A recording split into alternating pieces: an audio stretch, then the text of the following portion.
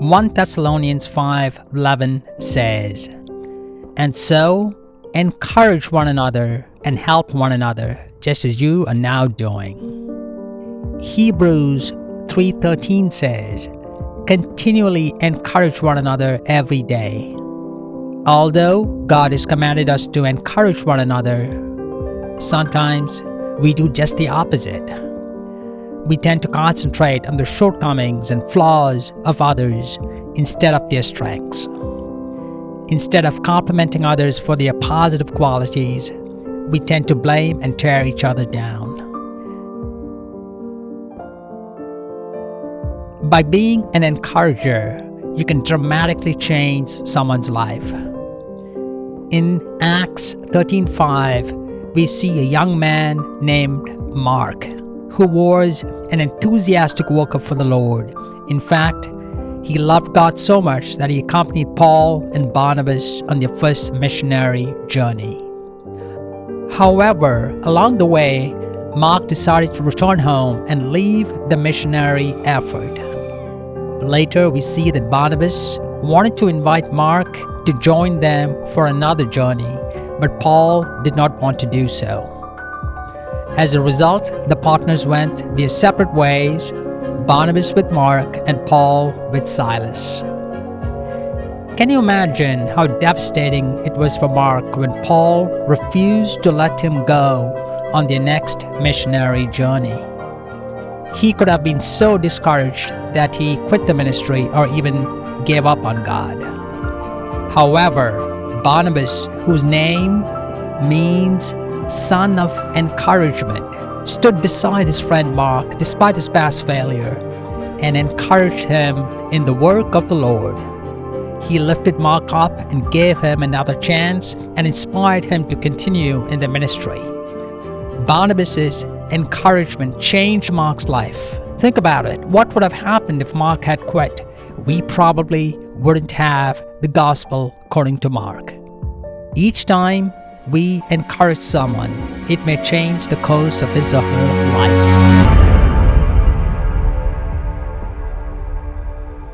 We are called to seek out opportunities to meet others on a regular basis so that we can be a source of encouragement.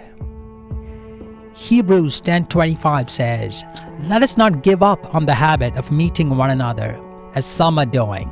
Instead, let us encourage one another all the more, since you see that the day of the Lord is coming nearer."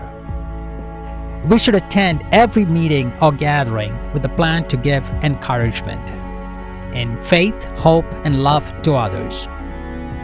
We encourage people by speaking kind words to them. The book of Proverbs sums up the impact encouraging words can have.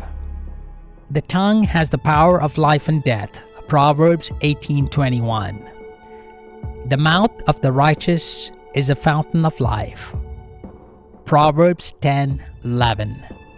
Anxiety in a man's heart weighs him down, but a good word makes him glad. Proverbs 12:25. Kind words are like honey, sweet to the taste and good for your health. Proverbs 16:24. An idea well expressed is like a design of gold set in silver. Proverbs 25:11. When someone does something good in your eyes, simply tell them. It will make a world of difference to that individual. Acknowledge the abilities and efforts of others. For example, if you enjoyed someone's prayer, tell them. If someone becomes a Christian, encourage him or her in their faith. If someone at work does a great job, give them a pat on the back. If your children do something good, give them praise. Children constantly need encouragement because it builds up their self-worth and importance. Paul gave us a good guideline when he wrote that everything we say should build up the one who is listening. Do not use harmful words, but only helpful words, the kind that builds up, and provide what is needed so that what you say will do good to those who hear you. Ephesians 4:29. Don't start complaining as soon as you see your spouse, child, employee, neighbor, or someone else. Ask about his or her day. Give a compliment. Share stories about your day, insights from a Bible study, victories on the job, or other things they may be interested in.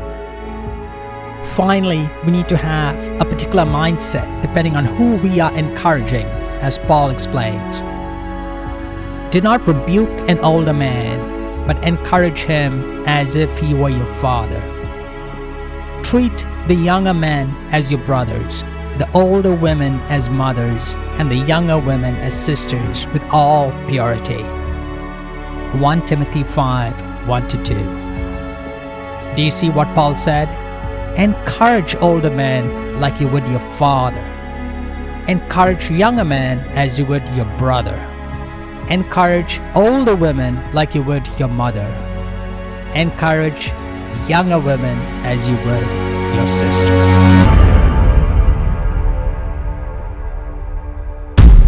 The Bible tells us that we are to actively seek out opportunities to encourage others, especially the needy, troubled, timid, weak, and idle. 2 Corinthians 1:4 says, God helps us in all of our troubles so that we are able to help others who have all kinds of troubles using the same help that we ourselves have received from God. In 1 Thessalonians 5:14, Paul pleads with us, and we urge you, brothers, warn those who are idle, encourage the timid, help the weak, and be patient with everyone. Let us look at some examples of encouragers in action. In Acts 4, we see Barnabas again, who sold a field that belonged to him and brought the money to the apostles so that they could take care of the needy Christians in Jerusalem. In Acts 9, we see Barnabas once more when Paul becomes a Christian.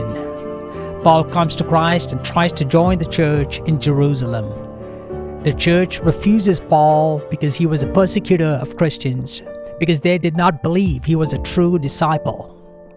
Who was the person who came to the side of this persecutor of Christians? Barnabas did. Barnabas brought Paul to the apostles and told them about how Paul has been boldly preaching the name of Jesus. Let us now reflect on the example set forth by Jesus. Jesus was kind to the people the rest of society considered unimportant or unclean. The Samaritan woman that Jesus encounters at the well lived a sinful life. Does Jesus speak encouraging words or discouraging words to her? We see that he encouraged her spirituality and faith. Consider the woman who was caught in adultery that the leaders were ready to stone. Does Jesus encourage her or discourage her? Instead of condemning her to death or a life of shame, Christ encouraged her to give up her sin. Neither do I condemn you. Go, and from now on, sin no more. John 8:11. Consider the sinful woman who enters the Pharisee's house and is weeping over the feet of Jesus. The Pharisee wants this notoriously sinful woman out of his house. What does Jesus say to her? He says, "Your faith has saved you. Go in peace." Luke 7:50. The Apostle Paul was also an encourager. Even after he was stoned and left for dead at Lystra, he chose to return to the area and encourage the believers there. Acts 14:19-22. When his captors and fellow prisoners were afraid of dying in a terrible storm at sea, he lifted their spirits by telling them God had promised their survival. Acts 28:23-26. Let us not give up the habit of meeting one another, as some are doing. Instead, let us encourage one another all the more, since you see that the day of the Lord is coming nearer.